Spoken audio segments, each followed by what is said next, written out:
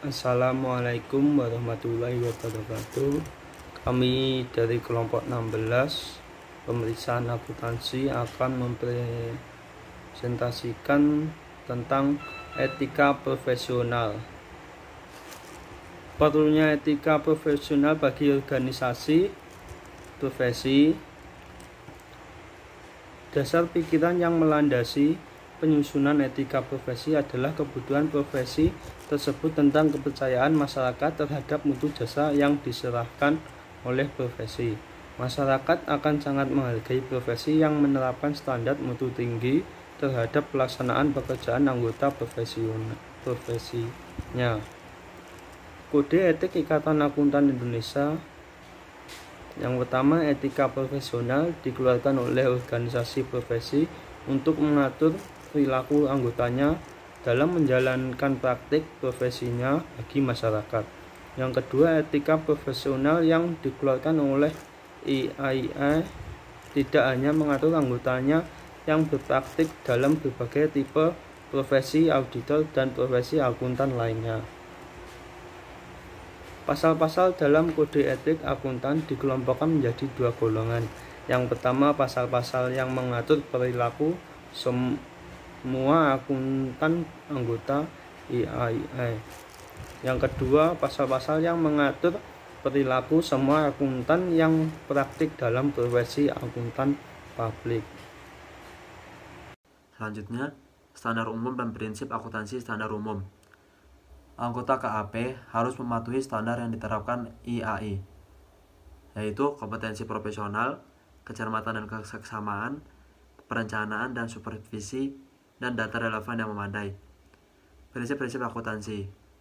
Anggota KAP tidak diperkenankan menyatakan pendapat atau memberikan penegasan bahwa laporan keuangan suatu entitas disajikan sesuai prinsip akuntansi yang berlaku umum, atau menyatakan bahwa ia tidak menemukan perlunya modifikasi material yang harus dilakukan terhadap laporan atau data tersebut agar sesuai dengan prinsip akuntansi yang berlaku. Saya akan menjelaskan tentang akuntan publik dan auditor independen. Yang pertama, akuntan publik. Akuntan publik adalah akuntan yang berpraktik di dalam kantor akuntan publik yang menyediakan berbagai jasa yang diatur dalam standar profesional akuntan publik. Yang kedua adalah auditor independen.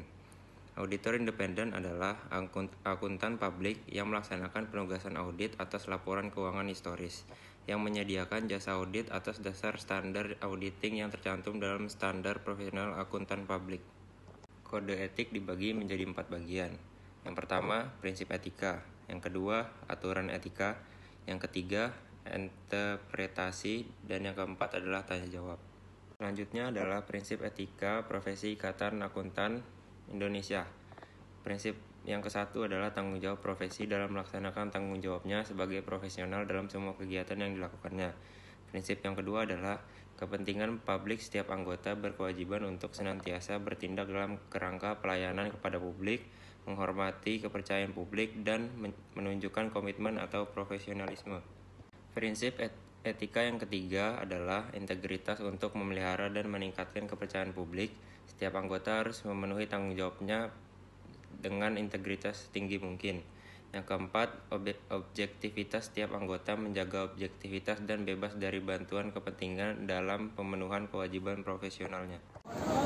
Selanjutnya adalah tanggung jawab kepada klien, informasi klien yang rahasia.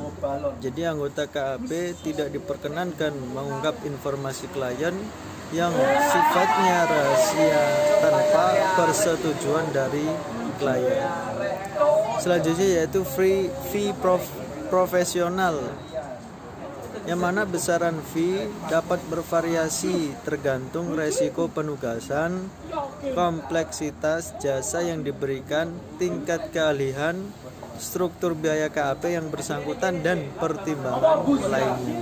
Selanjutnya itu fee kontingent, fee yang ditetapkan untuk pelaksanaan suatu jasa profesional tanpa adanya fee yang akan dibebankan. Selanjutnya itu tanggung jawab kepada rekan seprofesi.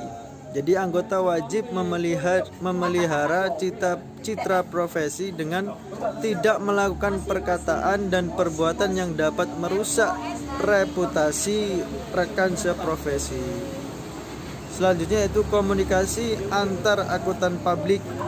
Jadi anggota wajib berkomunikasi dengan akuntan publik pendahulu bila akan mengadakan perikatan audit menggantikan akuntan publik pendahulu atau untuk tahun buku yang sama ditunjuk akuntan publik lain dengan jenis dan periode dan tujuan yang berbeda. Yang terakhir yaitu tanggung jawab dan praktek lain, yang mana perbuatan dan perkataan yang mendiskreditkan. Jadi anggota tidak diperkenankan melakukan tindakan atau mengucap perkataan yang mana perkataan itu mencemarkan profesi. Selanjutnya yaitu iklan, promosi, dan kegiatan pemasaran lainnya. Diperkenankan mencari klien melalui pemasangan iklan, melakukan promosi pemasaran, dan kegiatan pemasaran lainnya sepanjang tidak merendahkan citra profesi.